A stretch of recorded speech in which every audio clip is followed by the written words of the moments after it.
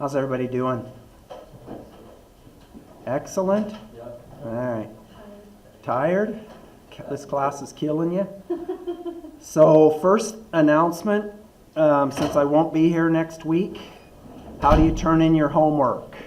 Same way you did last time. Turn it in by Wednesday at 10 o'clock in my office mailbox, ECE office, and then I'll ask the grader to grade it, or the lab TA to grade it so that I can get it back to you if you come to class on the following Friday. So notice, today is the 11th. I will hold a makeup lecture because I know you don't want to listen to my recorded videos. You like the live version. Tomorrow,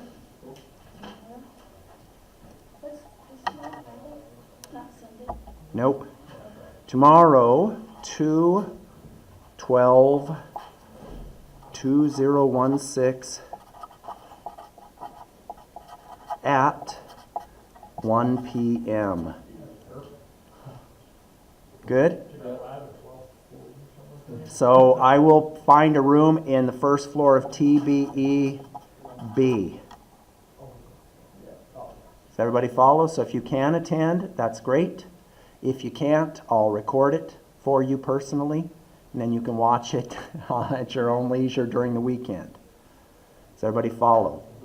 Now I'm missing, I got to go travel next week with the college, and I'm missing both Tuesday and Thursday lectures, so we will have another makeup lecture on 2/19/2016. Same thing. Is that the next Friday? Yeah. So I get back Thursday. So I leave Tuesday and get back Thursday. Any questions? Are you going to email us to let us know what room we're just on the room? No. Okay. There's like 4 rooms. Is it hard to look? Is he in there? Okay, that's not the room. It's dark. I'm going to go to the next one up. All right. I need to minimize my work, man. Hang out after a lab There you go. Yeah, I'll get there at 12:45 or so. We're in that classroom that we were in for, what was that, 320? Killing me, man. Killing me.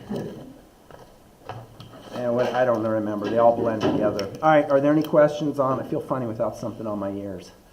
Is there any questions? So wait, before we leave this subject. So Friday the 11th, we have a lecture at 1 o'clock in the first floor of TBE. Friday the 12th, we have a lecture at 1 o'clock, first floor of TBE. May not be the same room, depends what's open. You have to just look. 1 o'clock. We will not have lectures on, let's see, let's go to, oh, come on, don't give me grief, Internet. I know. Well, I thought you were worried. No, I will not have lectures on the 16th and 18th, but hey, I won't also have office hours on those days, and if you forget, there you go. Homework is due by Wednesday, the 17th at 10 a.m. in my office. Now, if you go try to turn it in and the office is closed, and then you leave, then he comes and picks up the homework, and you didn't get it in, then you're out of luck. So it's better to turn it in early when you can. Does everybody follow that? We will have another homework assignment due. No surprise, I'm wasting your time. On Tuesday, February 23rd. I will put that one down in the next, today probably. Any other questions about the course management? Yes? Will you just be going for an hour then tomorrow? Hour and 15. No quiz. I think that would be a little evil if I had a quiz on time when someone can't make it, right? And I'm not evil. Just ask me. All right, any other questions? Is the lecture on the 19th also at 1 p.m.? Yes. Okay. Yep, if you look back here. Boom, makeup at 1 p.m., TBEB. But I'm happy to not do the lectures and just assign videos for you to watch too. I think it's better to have the lectures. All right, any other course-related questions or management? Any other questions about quiz or homework or anything? Yes? Yeah, I had a question about, so for some reason we're getting stuck on something simple, I think, and it's the AC analysis of the quiz. It's a simple thing. I think it's just, when we're doing one of our node voltages, when we do the AC analysis for VD, one of them's negative, one of them's positive, and it's just convention. For VD? For VD for the AC analysis. Yes, let's talk about that. So would you agree? So what we're getting here, let's just replace that with our channel and call this V drain. Sound good? And then what do I call this current through here? AB. And why don't I redraw that?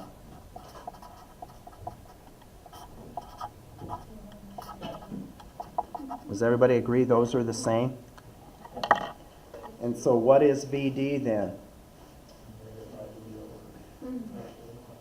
What is it?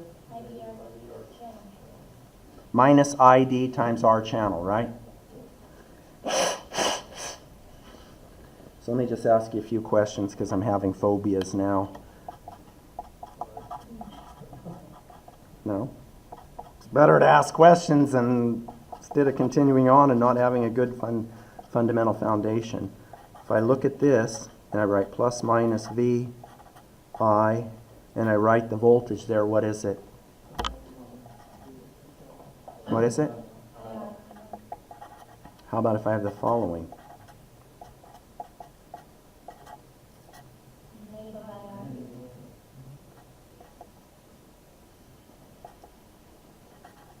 Does everybody agree with that? What if I have the following?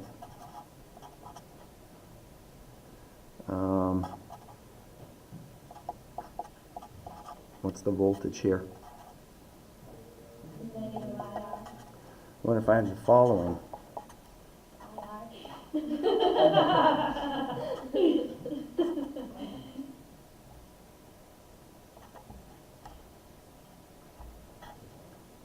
And I should be clear, V is equal to IR. But what's the voltage here? Negative. Because the voltage here is with, when you say what's the voltage at the node, you draw a line going out like this, then you draw ground and you go, oh, the voltage there is always like this. So that's why it's confusing. Isn't it just like practically like you put your leads to test it here on the... Yeah, but it depends on, you have to answer the question, right? If they ask what is V, V is IR. But if they ask what's the voltage here, the voltage, when you say what's the voltage, you draw lines out, that's with reference to ground, and you draw it like this, plus minus, and that's IR. Does everybody follow? So we're going to do this over and over and over throughout this class where it's flowing backwards, and we get minus ID times R channel. Is everybody cool with this? Any other questions? How'd that do for answering your question? So It'll do in a pinch. Negative IR up top. What's that? So you wrote them both V equals IR, V equals IR. So this voltage is IR. That's that voltage. This voltage here is this voltage, right? But the actual voltage here is IR, right? This voltage flowing back is minus IR, which is the same as this. So basically, whenever I say what's the voltage here, you look and say, is it plus, minus, then the voltage V is the same as the voltage there. And if it's minus plus, then the voltage here is minus the voltage that I've defined there. It's like, how do you write any, do I need to write that in a clearer fashion? Well, I mean, I know you got it. Does anybody else want it clear? Let's do it again. This is an important point. So I'll just not write the R, but let's go plus minus V and I. And so what is V equal to? IR. What is this voltage equal to? IR, V. Okay, what if we do the following? What is this equal to? And what is this voltage equal? Right? Because it's when you say what's the voltage there, you draw out the line, and the voltage there is with respect to this node. Does everybody follow? So now I do the following. I say, but I define a plus minus V, and I ask what is V equal to? But what is this voltage equal to? Well, because I'm measuring whatever that voltage is when I say what's the voltage here with respect to ground. And if I come over here and I go out and I've got V, and I ask what's the voltage V? Wait, I got a question for you. How much current flows on this ground? None, right? So I could flip this around and I'm asking you, what's the voltage drop from there to there? IR.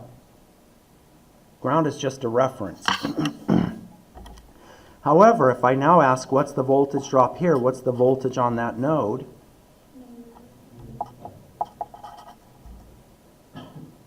Everybody agree with that? Any questions? I don't understand why that one's just IR. The bottom one. This one? No, that, This one? I know, Well, which way is the current flowing? that one. And that's a pipe with a resistance, right? So do I go from a high pressure to a low pressure as the current flows, or the water flows through the pipe? Yeah, but that one is going that way, and we still have that. But wait a sec, here I'm increasing. I'm going from I'm going to increase the voltage, so I'm basically taking a drink of the straw coming out, so it's a negative suction. So here I'm blowing into my soda, so that's positive. Here I'm taking a drink, that's negative. Here I'm blowing in, that's positive. Here I'm taking a drink, that's negative. I'm at the wit's end of my teaching. Drinking soda, there you go. Positive, blowing bubbles into my soda, taking a drink. They all correspond to the plus or minus. Okay, so here's one.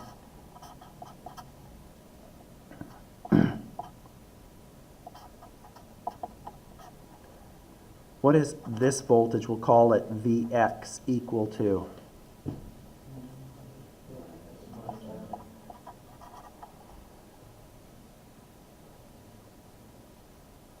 How do we know it's negative at this point? Taking a drink out of my soda. It's negative. What if I do the following?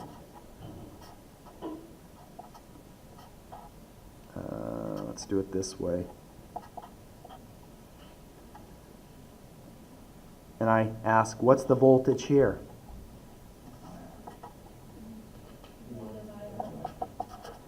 And what's the voltage here?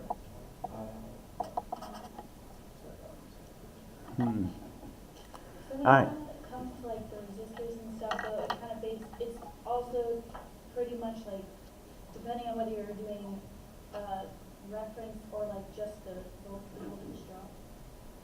You know, it depends how they define it. You know, if the current's flowing here, there's a voltage drop from here to here. You don't think deep. Water's flowing through a pipe, the pressure drops from here to here. But if they ask you what's the voltage here versus here, you have to think, okay, well, I know there's a voltage drop plus minus from here to here, but if they say plus minus, then it's going to be a negative. Questions? Clear as mud? That's like, you know, if you have like, how do you write 1? You can write 1 as 1, or you can write it as 1 over 1, or you can write it as xy over xy, or you can write it as, what's another way of writing it? Negative 1 over negative 1, whatever, right? There's all kinds of different ways of writing 1. It's the same thing. Yeah. All right, let's move on. Any other questions?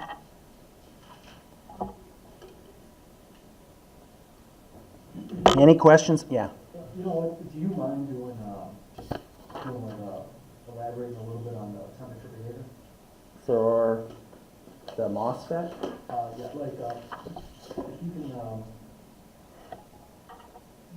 right now the formulas for temperature behavior, you know, the back of the book, there's, for the CIOX, Yep. for the NMOS and PMOS is the same, right?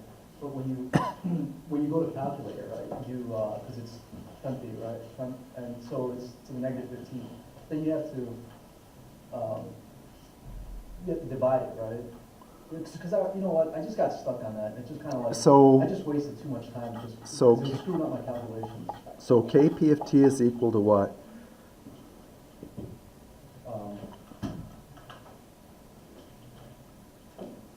Wait, NMOS? Or, No, either one. 40 micron. No, look. Micro. 5. KPT, T over, Yeah, not over T. yeah, yeah. Here, let's look at where to find that. KPT naught times 1 minus 1.5. That's just because I'm Uh-huh. So here you go. Kp is equal to Kp of T naught times T naught over T to the 1.5. That's for either one. Now what's the issue here? Kp is the mobility of the electron or the hole times the oxide. But the oxide, as you just mentioned, is exactly the same. So I could use this equation as well and look at the variation, right? So how are Kp and mu related? They're the same. Kp equals C ox prime times mu. So I can multiply out on both, here, let's write it out.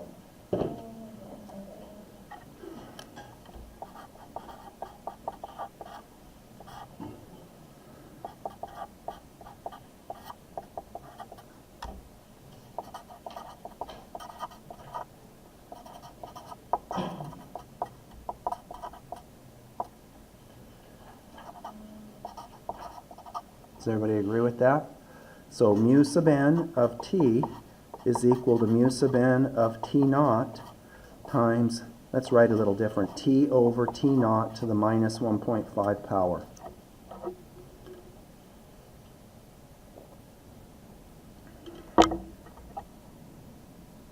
Yes or no?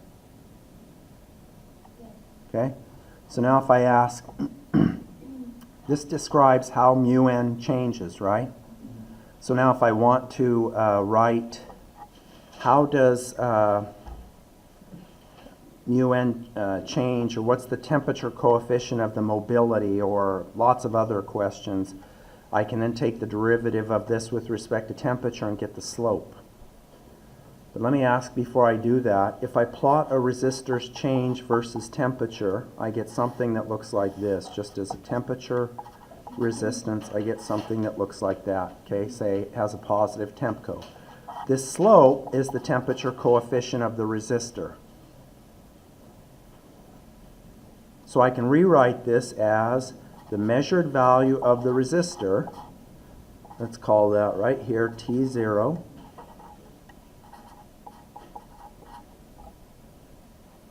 times 1 plus the temperature coefficient of the resistor times T minus T0. Does everybody agree with that? So at T equal T0, this term goes to 0, and I get R of T is just T0. This is nothing more than the slope of the line. So if I multiply through times R of T0, I get the slope of the line is TCR times R of T0. Or in other words, I can write TCR, what's the slope of the line here? This is R of T. So what is the slope, just as a sanity check in terms of R of T and T? Yeah, d of R of T dt. Does everybody agree with that? So if I look at the slope, I know the slope is dr of T dt, which is R of T0 times TCR.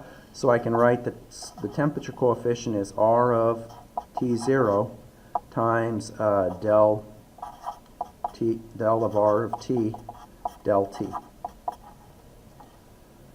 Does everybody follow that? So here's the practical thing. I got a resistor. I'm using my resistor to measure, or I'm changing the temperature and plotting the resistance value, I get this curve. Very easy. I take the resistance, I plot it versus temperature, I get this curve. I want an equation to model that. I use this equation here where I measure the resistance at, say, room temperature. Then I use this equation, R of T0, TCR times R of T0, and I set it equal to the slope. So R of T0 times TCR, I set it equal to the slope. And then I solve for the temperature coefficient. Then I can use the equation to model this. Is everybody cool with that? I can do the same thing with mobility. I can say that mobility as a function of temperature is going to have some mobility of T0. We'll draw it a little bit different looking slope, which then gives me the temperature coefficient of, we can say Kp, or mobility, because all they're different is just by the Cox, is equal to 1 over Kp of T0 times del Kp del T. And so that plots how the mobility changes. And in the book, if you look, and I could do the derivation, you see that this is equal to, this is equation 2.95 minus 1.5 over T, where T is in Kelvin. Okay, blah, blah, blah. Let me tell you what's going on here. Okay? Any questions on that? Okay, so if I look at the equation for the MOSFET, this is what you need to know from all of that theory. If I look at the equation for the MOSFET, I get the following in saturation. Well, I'm curious to see how you like this new mic, because this is much nicer. Okay. Don't you stay cold? I'm hot. Okay. I think the temperature in here is too warm. Maybe it's because I had to walk across campus with that suitcase. And I get tired of people going, "Where are you going? Where are you going?" Ask you that all the time? Hell yeah, they ask me, "Where are you going?" And I'm That's like, weird. this is my video equipment. I'm going to teach. Oh. Not going on a trip? Name in random places. Yeah. Yeah, just, throw them for a loop. No, I don't want to engage in conversation. Once I say I'm going to teach and... Oops, did I say that? All right. Self-checkout. So, let me ask this. If temperature goes up, what happens to the threshold voltage? Goes down. Threshold voltage goes down.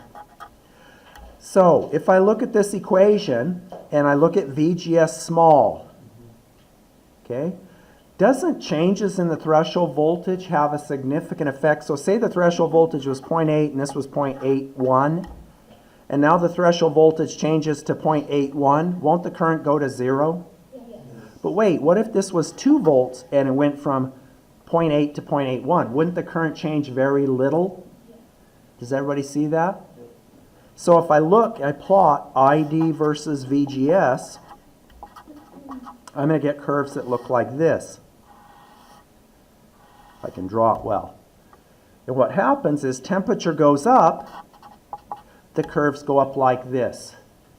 So if I think about that, if temperature goes up, this gets smaller and smaller and smaller. What happens to the term in here?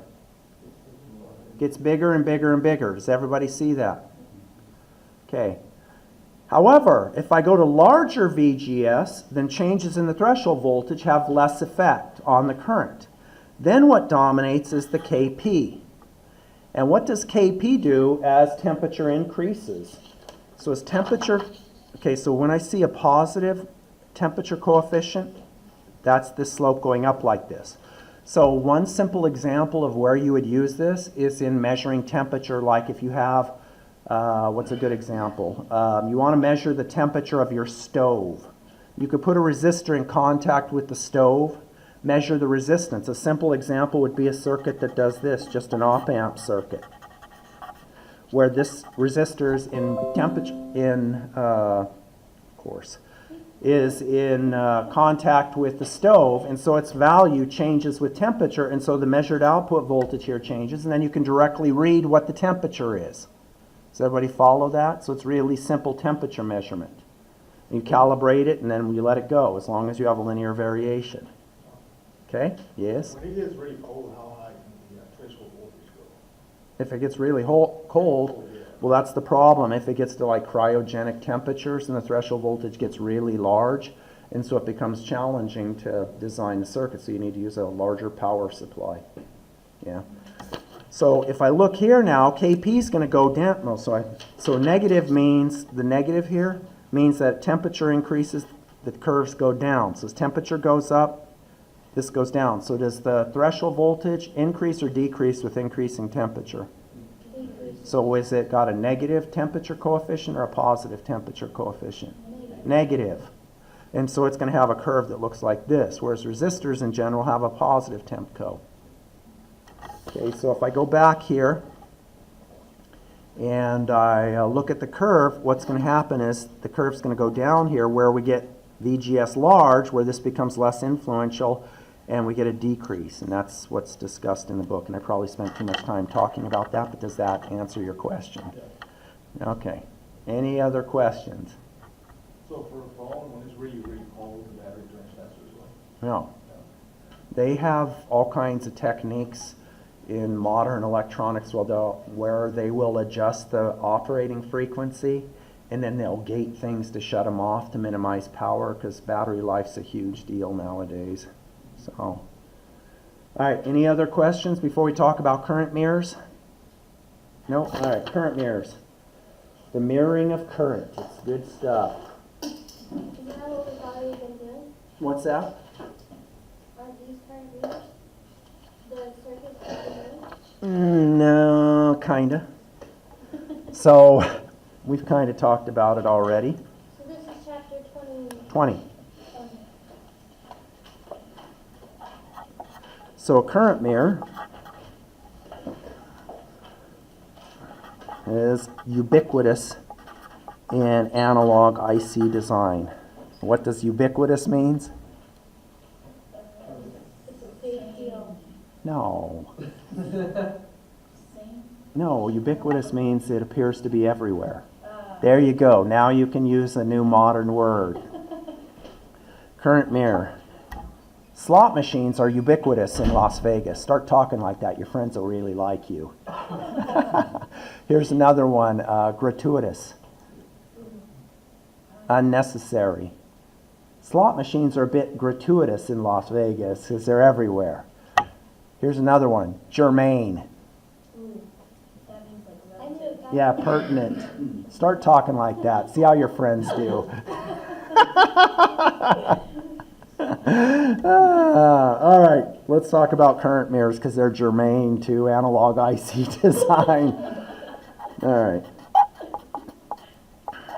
So I'm going to go through a couple of examples, and then we're going to talk about matching, and then we'll have our little grade booster.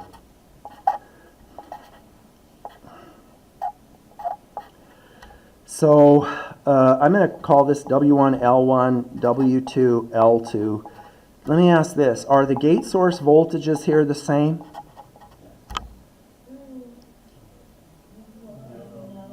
This gate to source voltage is different than this gate to source voltage? They're the same, right? They're physically tied together. This point's the same wire, this point's the same wire. They got to be the same voltage, right? So, I can write, well, first off, because this is going to cause you pain in the class, because you have to do quadratic equation. So if I look at the current that flows through there, tell me how to determine that current in terms of the sizes and everything.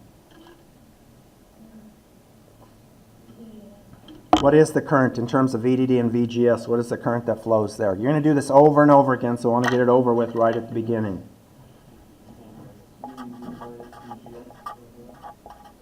Does everybody agree that's the current? Voltage here is VDD, voltage here is VGS. Divided by R. Okay, what does that equal to? Well, how do I know this transistor's in saturation? Gate and drain are tied together. Yeah, gate and drain are tied together, there's current flowing through it. So I can write that as Kp over 2 W1 over L1 times VGS minus V threshold quantity squared. Is everybody cool with that? Would everybody be okay if I wrote VDD minus VGS over R times, so you've seen the bean example where you have like wires, or the bead example where you have like wires between the two sides, right? So I'm going to move these two up. That's, I'm just calling it cross multiply. Yeah, I don't like cross multiply. That sounds fancy. I like putting beads up. So I'm going to move these two beads up to here. And that's going to be 2L1. That's like talking about the quadratic equation. How do you derive the quadratic equation? I've asked you this in numerous classes. Complete the square. Yeah. That sounds fancy. Yeah, you just remember what? Oh, I didn't know there was a song. I don't want to know the quadratic. I want to know the song. Oh. Okay. All right. Kp times W1, we all agree with that? Okay. Is equal to VGS, oh whoops, let's do this. Square root is equal to VGS. Okay, is this a good approach to solving for VGS and Y? No, No, it's not. Why? because you have VGS on both sides and that's stuck under the. Yeah, now I have VGS on both sides and I have the square root over here. So what's the better approach? You do the expand. Yeah, I expand that. I go VDD minus VGS over R equals Kp over 2 W1 over L1 times VGS squared minus 2 VGS V threshold N plus. Everybody cool with that? Now, if I do this, and I'll do an example in a moment, what do I do next? Just put all the like. Well, I want to put the numbers in that I have because I don't want to carry all these values, because the more values I carry, the more likely I'm going to make a mistake. So I'm going to put the numbers in as soon as I can before I expand this. The key point is I don't go this approach. This is bad. This is good. And then you solve. And what was the quadratic? I'm solving for VGS, and what would be the quadratic equation? Opposite b plus or minus square root of b squared minus 4ac over 2a. Yeah. All right. So let's, oh, and okay, so now if I look at this, let's look at this one more time in a little more detail. If I ask what's this current here, what is it? ID. It's going to be, well, wait a sec. If this is ID,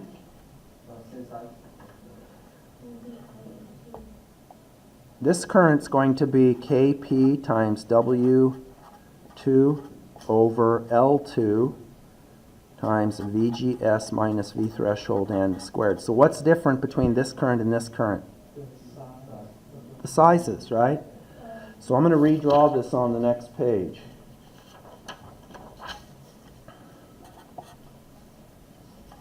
I'm going to write this as the following. And we'll use this result over and over again.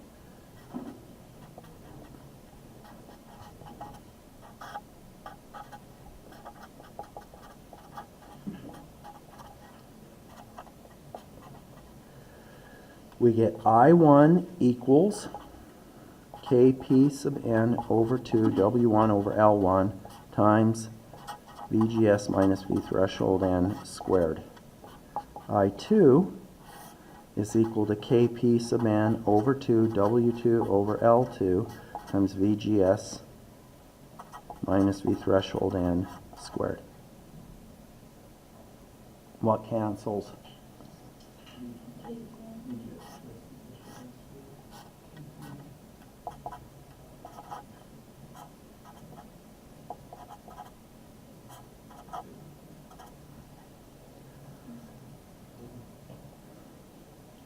If L1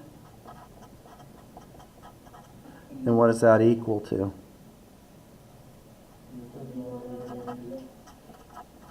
So if this had a width of 10 by 2 and this had a width of 30 by 2, this current was 10 microamps, what would this current be equal to? We'll do this all the time. Does anybody have any questions about this basic operation of the current mirror? Because I want to do an example. Unless you think examples are bad and I shouldn't do examples, and we won't. Examples are better when they're on PowerPoint. And then just talk through. Yeah, just talk through, and then it's in the book. I love that answer. It's in the book. That's always fun. It's online. All right, any questions? I got a question. These currents are going to be slightly different. Which one do you think is going to have, let's say these were the same size devices, which one would have the larger current and why? And I'll give you a hint. That one, because of the resistors. Yeah, if I look at the IV curves, this one, the VDS will be here, right? This one, the VDS is larger, it's up here. So this one will have a slightly larger current. Everybody follow that? We'll see that later. So when you see that and you say, hey, I calculated 20, it's actually 21, you'll know. So let me make up an example. So what you just said, that's for that slight slope. Yeah, that's for the output resistance. Okay, so So in that- that case, when the sizes are the same and they have the same VGS, the currents normally would be the same, but that's neglected. Yeah, they'll normally be the same, but that's assuming they have the same VDS. Okay, perfect. So to have the precise same values, you have to have same VGS and VDS. Does everybody follow that? So an interview question would be this, and they would say, how would you make the two currents precisely equal? And the answer is, you need to put a load up here that matches this so the VDSs are the same. And when you see analog design, you'll see like diode connected transistors and you'll see resistors in there and you'll go, why is that in the circuit? And it's to equalize the VDSs to have better matching. And nowadays matching is super important for design. Okay, any questions? I'm going to do an example.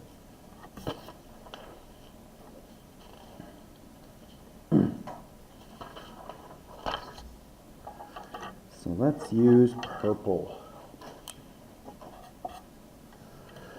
Okay, so let's do, instead of an NMOS, let's do a PMOS current mirror. Let's do the following. Yeah, let's do two examples. We'll do one with the PMOS, and then we'll do one with NMOS. And I'll do it with the current source here, which we don't know how to make. We'll find out tomorrow. And then we'll do one with the resistor. So let's just say we have 9 microamps. And let's say this is 10 by 2. It's our 1 micron process. And let's go over here. And let's say this is 10 by 2, but there's 3 of them in parallel, meaning M equals 3. So this is, if you took 421, this is an indication that the width is effectively 30, but it's 3 transistors in parallel. It's equivalent to the following.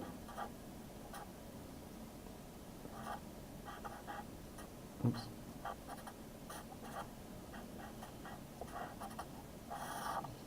So the lengths are 2, but now it's 10, 10, 10. It's equipped. So this is what M equal 3 means, and I'll do that just to be different. This is a 30 by 2 device. Just means multiply by 3. 3 of them are in parallel. There's 3 paths. So path here, path here, a path here, so they get 3 times the width. Okay? So then I'm going to put a resistor here of 10K, and I'm going to say this is V2, and this is V1, and I'm going to ask what is V1 and what is V2.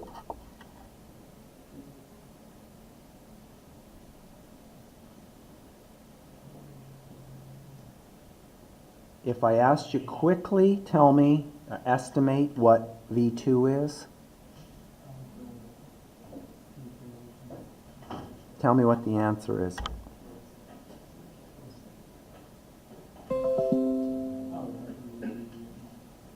guys get to hear all these. Yeah, 27 microamps times 10K, which is,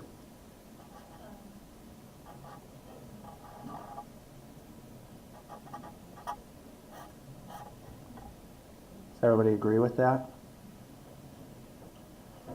Is anybody bothered by how easy that was? How did I get 27? Yeah, it's a current mirror 3 times larger, 3 times 9. What? That's the whole point of a current mirror. Why wouldn't it still just be 9 microamps? Because this one's 3 times wider. There's 3 of them in parallel. If we have 3 of them in parallel, the current comes in and breaks up and then comes But the back together. VGSs of all 3 are the same. So there are 3 valves turned on the same amount as this one valve. So they should all equally have 3 microamps? Yeah, they have. inside them. Yeah. So No. then it comes out 9. No, you're saying that if I have whatever voltage I have here, I apply to this transistor right here, and all of a sudden it's going to magically have less current, even though I've turned it on the same amount? So each one has their own hose, pretty much. Yeah, each one has its own hose. They're in parallel. So it's like 3 sinks. Yeah, 3 sinks. Yeah, exactly. It's like saying, okay, I've got me and my neighbors. I'm going to turn my hose on 2 times, and my 3 neighbors are going to do it as well. And then I ask, how much water do they have? They have 3 times the water of me because there's 3 of them. We're gonna be certified plumbers before we go. There you go. You're going to make me, did I already tell you the rules of being a plumber? Don't lick your fingers. Something rolls downhill. Your boss is and payday's on Friday. All right. You can fill in the blanks. They always blame the plumber. What's that? They always blame the plumber. Yeah, the plumber, yeah. All right, so tell me how to find V1.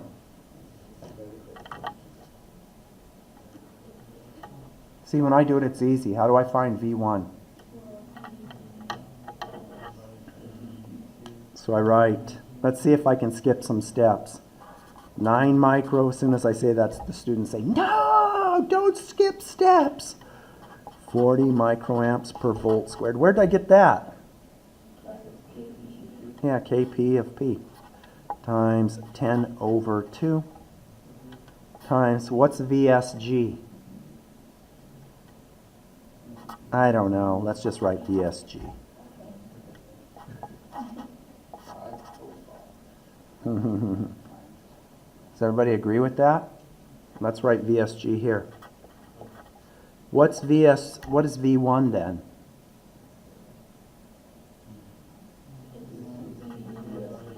Ah, tricky. Yay? So it's just a matter of solving, right? So this goes to 20 microamps, the micro cancels. This goes to 5. This is 100, so we get 0.09 equals VSG minus 0.9 squared.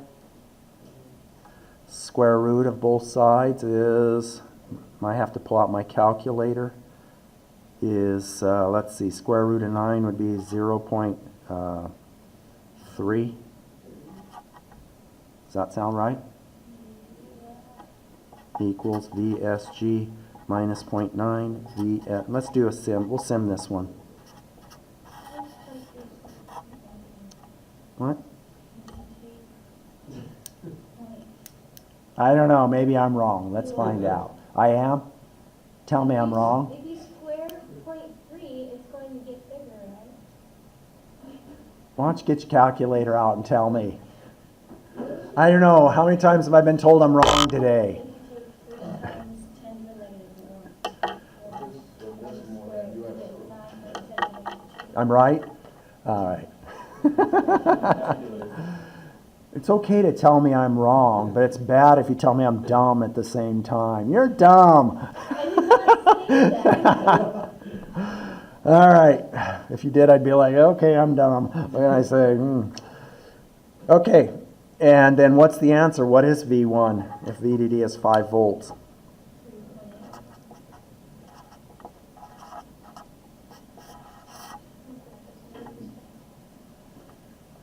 Should we prove it? Let's go add an example to the SPICE file here. Is anybody using those? Question? I have a side question. Yep. For like the three in parallel, is that just like, say, would you do that because it's like more efficient than having the one three? We'll talk about matching in a moment, and it's better for matching. Okay. What was the most important thing for matching, though, we already discussed? If I want the two, what does matching mean? Let's ask that question. Same currents or known currents, right? You want them to be like 3 times. So what's the most important thing for matching? The drain to source voltage. Remember, they can be significantly different.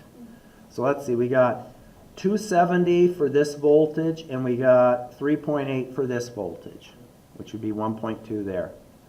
So let's see if I can steal a PMOS somewhere from, I forgot to delete that, huh? Shame on me. Okay.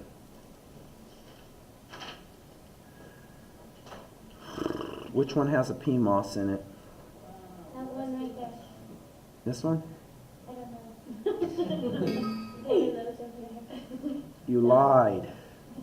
I wasn't talking about that one. Uh-huh. Say that. Oops. Hey. Okay, so this was 9 microamps. Boom. Let's get out the scissors. Man, I feel so much freer without that stuff on my ears. Ah, life is good. Okay, 5. All right. VDD. And then let's get the scissors out here. Boom, boom. And let's move this over.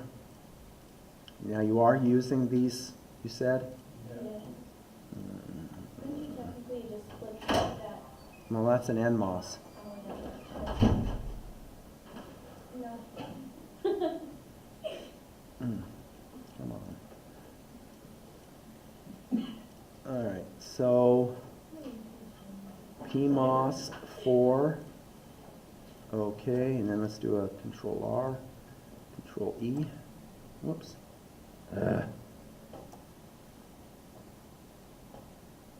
Control R. Doesn't Control E flip it left, right? Mirror. Oh, whatever, I must have hit the wrong button. Oh wait, let's not flip it like that. Let's do this. I'm tired of writing this in. So 2U, P underscore 1U, width was 10U. And that's it. And then I got a Control right click to show that. Okay. Let's move this out of the way. Then let's move this over. Let's get the scissors out. Boom. Let's go here.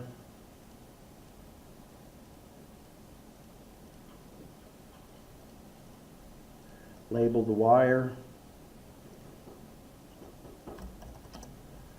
Okay, see how much we could cover if we did PowerPoint. That would be awesome.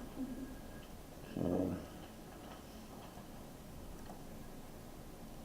Then I'm going to right click on this one and go multipliers. Everybody see this? So when I give you that, 3. Okay.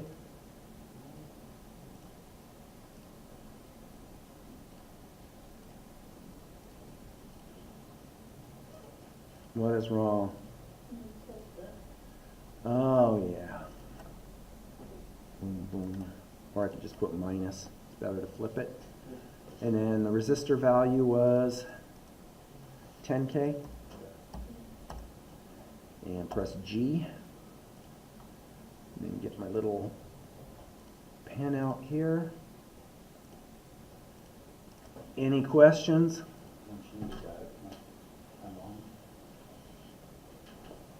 And they did.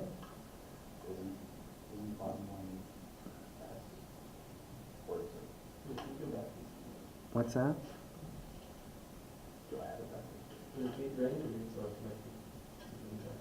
Boom, there it is.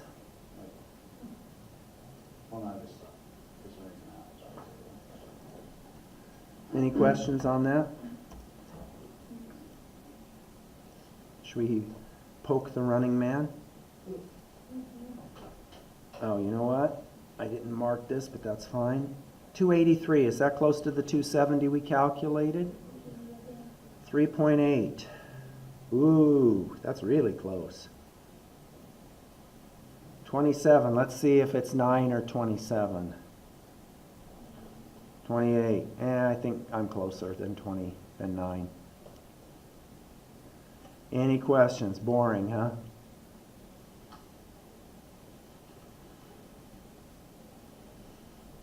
Any answers? Is everybody able to do this when I give a quiz? So why do they call it a current mirror if the currents aren't the same? It's mirroring this current. No, it's not. You got 27. Oh wait, so if I go in the fun house in the carnival and I've got this mirror that makes me 10 feet tall, it's not a mirror? Because I'm now not my height, I'm 10 feet tall. Is that what you're saying? Why does it call it? I don't understand why. Because it's mirroring the current. How does it mirroring it if it's not the same?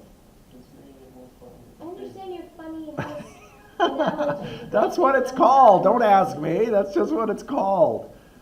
Ugh. Are you like a t-shirt question everything kind of thing?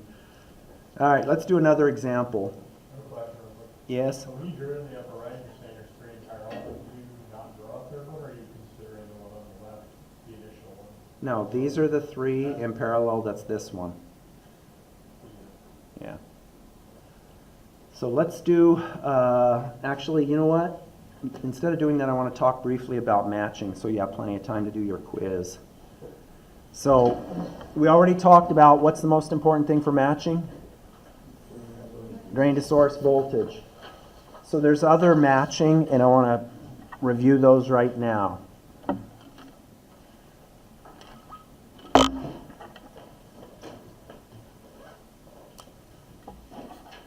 So when you lay out a MOSFET, let's just look at the cross-sectional view since you've all have seen that. You have these lateral diffusion, right? Whoops.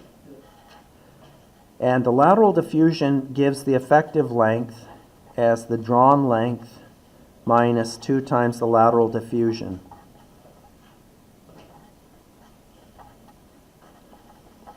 Does everybody follow that? And so if I start to change this drawn length, say I start using mirrors where the length changes, it becomes really challenging to have accurate current mirrors because of the change in the length. So generally I use the same length. And we also saw in last chapter we use the same length because it sets the speed and it sets the open circuit gain. And if I start fiddling with the lengths, I end up having a weak link where one device is slower than the others and slows the old circuit down, or has lower gain and lowers the gain of the circuit. Okay. The other thing is that I use when I do widths, and I'm going to draw this on the layout view, so bear with me if you don't know what a layout view is.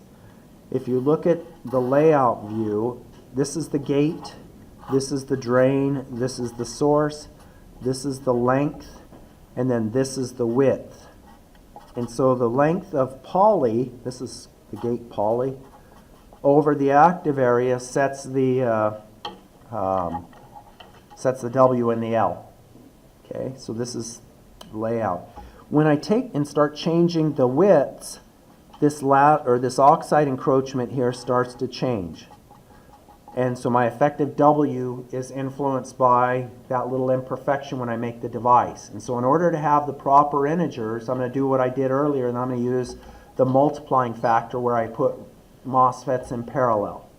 I'm not going to put MOSFETs in, just make a bigger 30 by 2 device. I'll make it 10 by 2 with M equal to 3 for being the equivalent of a 30 by 2 device. Does everybody follow that? Yes? So if you made the 30 by 2 device, just that one, would the encroachment be more? Or would it be So if I look, let's say this encroachment is 0.1 microns.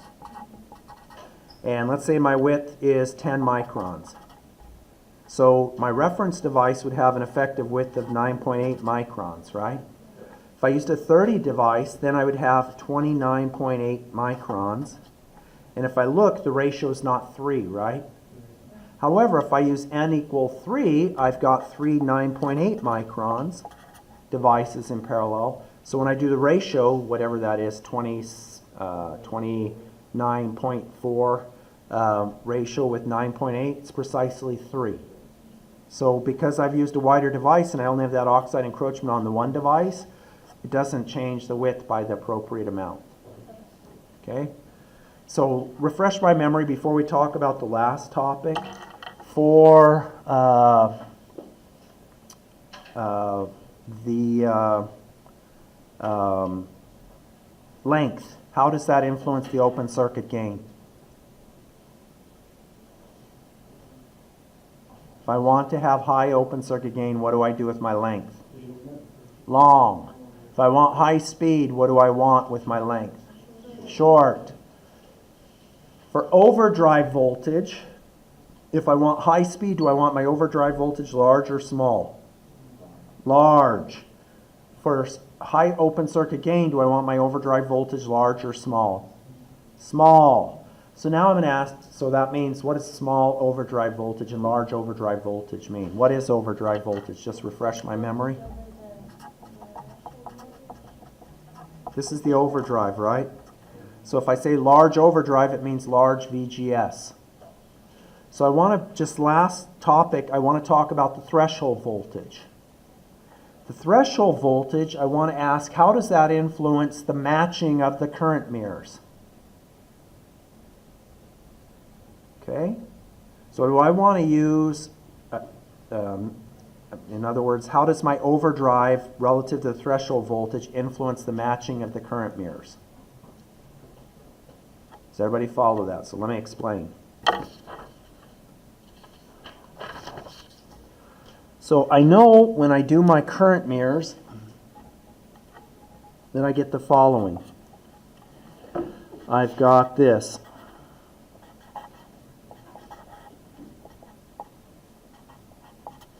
And this voltage, VGS, or the current that flows, is ID equals Kp over 2 times W over L times VGS minus V threshold N squared. Does everybody follow that? Okay. So intuitively, let me ask you this. If I have mismatches in the threshold voltage, let's say that this threshold voltage is 0.83 and this one is 0.81. What do I want to design? Do I want to design with large VGS or small VGS if I have threshold voltage variations? I want VGS to be big to minimize effects of threshold voltage variations.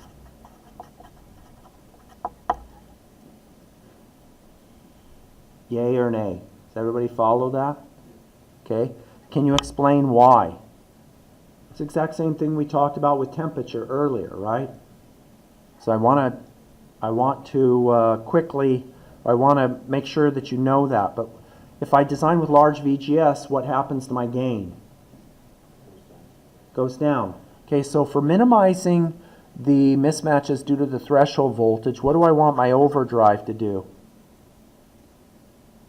How do I want to design for overdrive?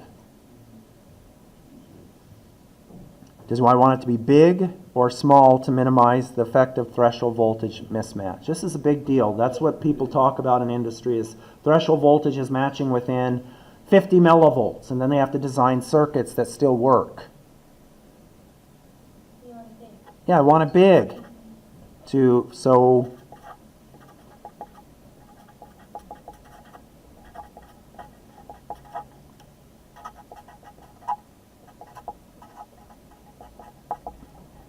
does everybody follow that? So it's all these things you're trying to trade off. High speed, high gain, good tolerance to mismatch.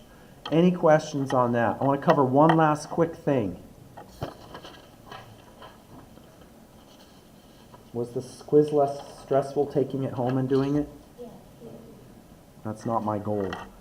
My goal is trees with deep roots, so you got to stress them. Ouch. All right. I'm going to do one last example. If I have a circuit that looks like this,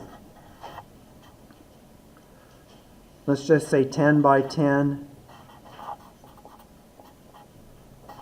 and 10 by 2. And I ask you to calculate the VGS and VSG. I'm going to set it up for you. And then I'm going to ask you, if I come over, can I come over here and use this as a current mirror? Sure, I got a VGS there, a VGS there. This is a long L, long W. It's a voltage drop. I want you to tell me, how do I calculate the VSG and the VGS and thus the current that flows through there? So I'm going to start out by ID. Well, hold on. Let's write ID equals KP over 2 times W over L times VGS minus V threshold N squared. Everybody agrees with that? And then would you agree VGS equals the square root of 2ID times L all over KP times W plus V threshold N? Is everybody cool with that? Would everybody agree then that I could write VDD is equal to what?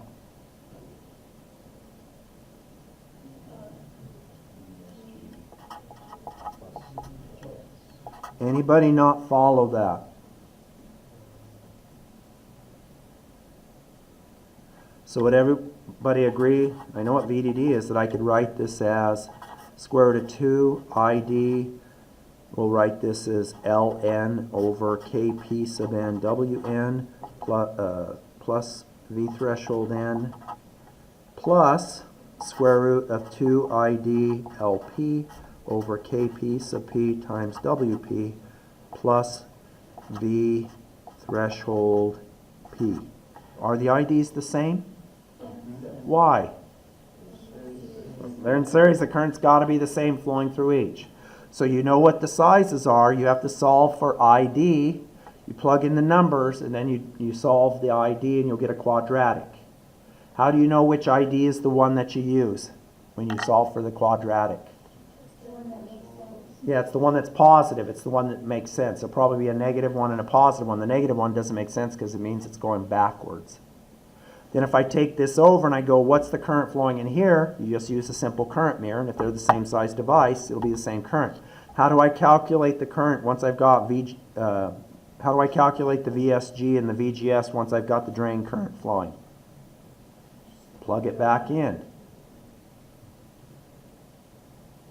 So our quiz, which is a long ways away, Tuesday the, what is that? Today's the 9 to 14, 23rd. Make sure you can calculate these things. Hint, hint, hint. Okay, so I'll say, what's the VGS, what's the VSG? Might put a resistor here, might put a PMOS, I don't know. All right, and I'll assign homework later today to give you practice. Let's do our quiz.